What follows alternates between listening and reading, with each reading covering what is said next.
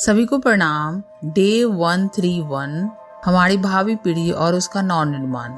आज का शीर्षक है बच्चे घर छोड़कर क्यों भागते हैं। इसके पहले हम लोगों ने स्वाध्याय किया कि बच्चे चाहते क्या हैं। प्रायः हम बच्चे की इच्छा को इग्नोर कर देते हैं कि बच्चा अभी छोटा है, उसे समझ नहीं है, लेकिन हमें भी एक अभिभावक के रूप में उनके मनोभावों को समझना चाहिए। उसके समझते हुए उसके साथ उस तरह का उचित व्यवहार करना चाहिए, न कि उसके साथ डांट डपट इतनी कर देनी चाहिए कि वो घर छोड़कर भागने पर मजबूर हो जाए या उसके अंदर ये प्रवृत्ति या वृत्ति कहीं न कहीं संचय के रूप में उत्पन्न हो जाए। तो ये इस स्थिति से हम बचे, ऐसा हम कोशिश करें। इसी में आगे क्या है हम देखते हैं। समाचार पत्रों में विज्ञापन के कॉलम गुमशुदा की तलाश से भरते जा रहे हैं। गुमशुदा व्यक्तियों में बहुत से व्यक्ति तथा किशोरवय बालकों को खोजने और पता देने वाले के लिए इनाम घोषित होता है।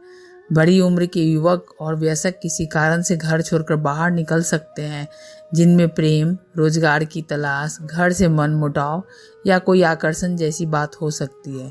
परंतु अपरिपक्व बुद्धि और उम्र के किशोर बच्चे घर से क्यों भाग निकलते हैं, इसका कारण समझने के लिए गहराई से विचार करना होगा। यद्यपि परिवार के हित में भी तथा स्वयं भागने वाले युवक और प्रौढ़ व्यक्ति के हित में घर छोड़ना लाभदायक नहीं होता। हानि उठाकर भूखों मरते हुए दर दर की ठोकरें खाकर भटकते रहना मंजूर करने वाले युवक और किशोर किन्हीं ऐसी परिस्थितियों और घुटन के शिकार हो जाते हैं जो परिवार में ही जन्म लेती है। यहाँ बताया जा रहा है कि अगर देखें, प्रायः हम देखते हैं कि समाचार पत्रों में या फिर कोई अन्य विज्ञापन में गुमशुदा व्यक्तियों की तलाश या गुमशुदा व्यक्ति की पता चले तो बताए, ऐसे आम तरह की देखा जाए तमाम तरह की समाचार जो होते हैं न्यूज़ से भरे होते हैं।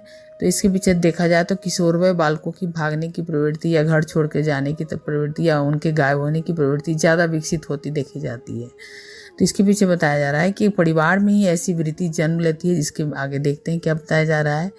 भागने और घर छोड़ने के विचार का बीज प्रायः बचपन में ही मनोभूमि में पड़ चुका होता है, जो समय पाकर अंकुरित होता है और परिवार तथा स्वजनों से विद्रोह करने के लिए बाध्य करता है।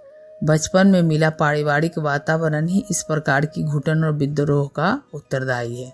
परिवार के वातावरण निर्माण में माता पिता और अन्य बड़े सदस्यों का मुख्य हाथ रहता है। यह वातावरण सदस्यों के परस्पर व्यवहार, आदेशात्मक दबाव, कटुता, उपेक्षा, तिरस्कार से बिगड़ता है और एक दूसरे की इच्छा, आवश्यकता समझकर अपनाया गया सहयोगी दृष्टिकोण, मधुर व्यवहार, सम्मान तथा परस्पर हितकारी रवैये से सुधरता है।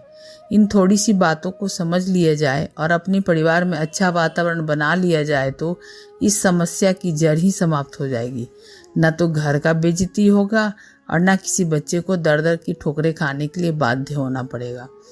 यहाँ बताया जा रहा है कि अगर परिवार के वातावरण निर्माण में किसी तरह का दोष हो, उसमें आदेशात्मक दबाव हो, किसी की ज़्यादा उसमें दबदबा हो, परिवार में एक दूसरे के मनोभावों को नहीं समझते हो, तो ऐसे पारिवारिक वातावरण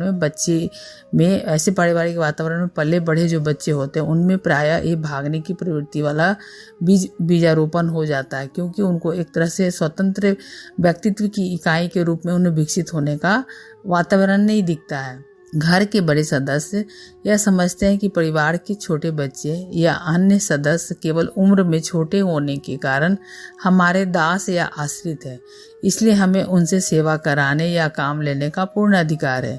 यह अधिकार की भावना ही उन्हें बच्चों के प्रति अनुचित व्यवहार की प्रेरणा देती है। वे न तो यह सोचते हैं कि बच्चा इस समय किस काम में लगा हुआ है और न ही उसकी सुविधा तथा इच्छा का ध्यान रखते हैं। बच्चों में स्वभावतः ही अपनों से बड़ों की सेवा करने, उनके काम आने की हार्दिक इच्छा रहती है।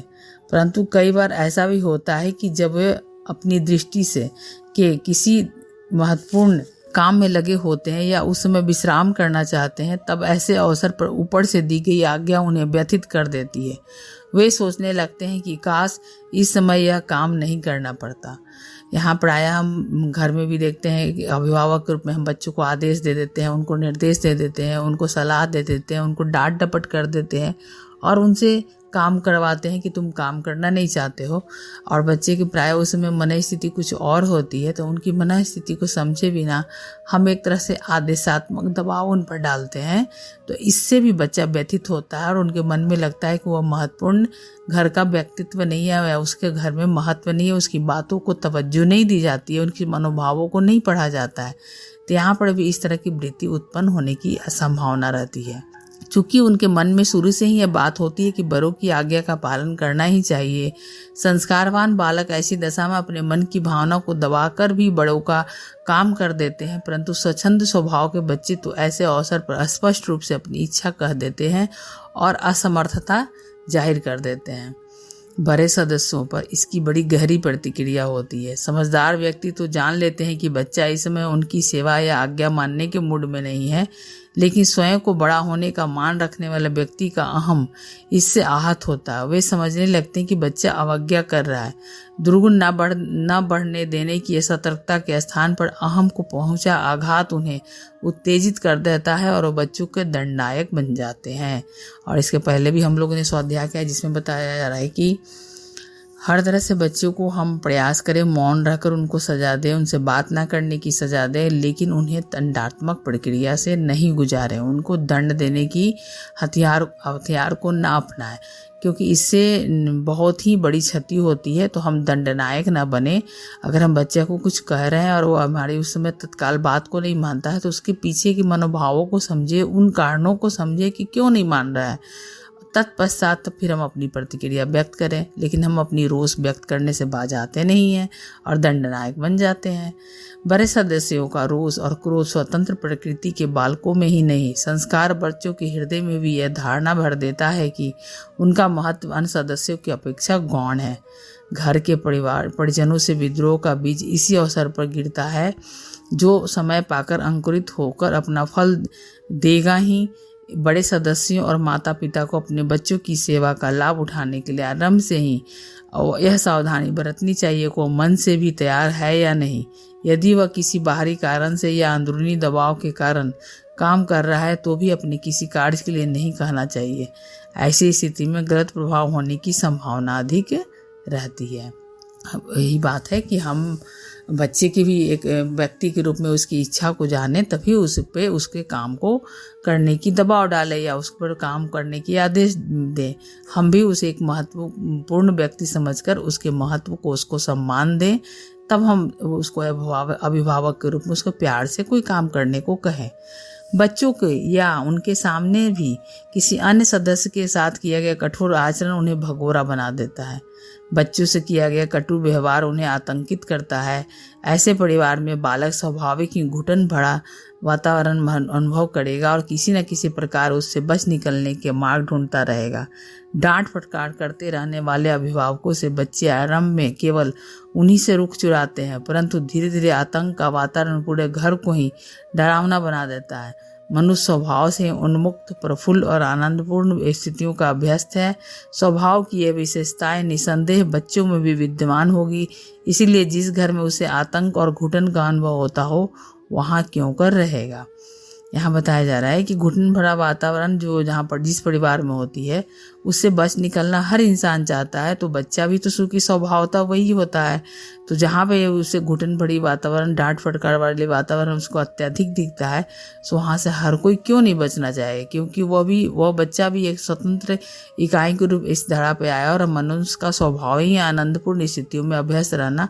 तो हर कोई आनंदपूर्ण स्थिति को चाहता है। अक्सर बच्चों के अनुचित कार्यों को ही देखकर माता पिता डांट फटकार शुरू कर देते हैं। यदि उन कार्यों का कारण ढूंढा जाए, उसके आधार पर औचित्य अनौचित्य का निर्णय लिया जाए, तो अधिकांश गलत कामों में उनका कोई दोष नहीं मिलेगा। एक माँ अपनी बेटी की शिकायत कर रही थी। बेटी ने माँ की पेटी में रखे हुए अपने सिक्के, जो 10-12 रुपए के लगभग थे, धीरे धीरे निकालते रहकर खर्च कर दिए। माँ ने सोचा कि आज तो मेरी जिम्मेदारी में पड़ी हुई अपनी ही चीज इसने चुराई, कल से दूसरे की भी चोरी करने लगेगी। बात सही थी, परंतु वस्तुस्थिति कुछ और ही थी, जिसे देखकर बच्ची नहीं माँ ही दोषी ठहराई जानी चाहिए। हुआ यह कि माँ अपनी बेटी को पहले एक चवन्नी रोज दिया करती थी। कुछ पैसे वह खा जाती, बाकी अपनी माँ के पास गुल्लक में रख देती। जब कुछ पैसे इकट्ठे हो गए तो माँ ने गुल्लक सहेज कर रख दी। अब इसके आगे हम लोग पढ़ेंगे नेक्स्ट स्वाध्याय में कि क्या इसके आगे बताया जा रहा है, क्योंकि ऑडियो फिर बड़ा हो जाएगा। तो यहाँ हम समझें कि बच्चे के मनोभावों को समझते हुए हम उसके साथ कोई भी कार्य करने की अपेक्षा रखें, ना कि उस पर कार्य करने की अपनी अपेक्षा को, अपनी इच्छा को थोपते चले जाए। उनकी मनोभावों को भी हम पढ़ें।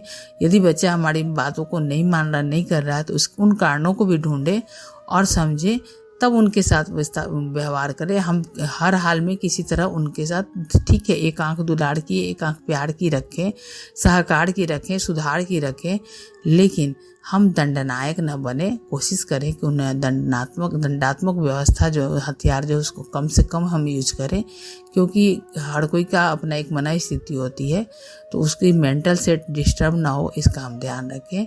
तो अब हम लोग नेक्स्ट स्वाध्याय में आगे का इसी शीर्षक के अंतर्गत पढ़ेंगे कि बच्चे क्यों घर छोड़कर भागते हैं। सभी को धन्यवाद।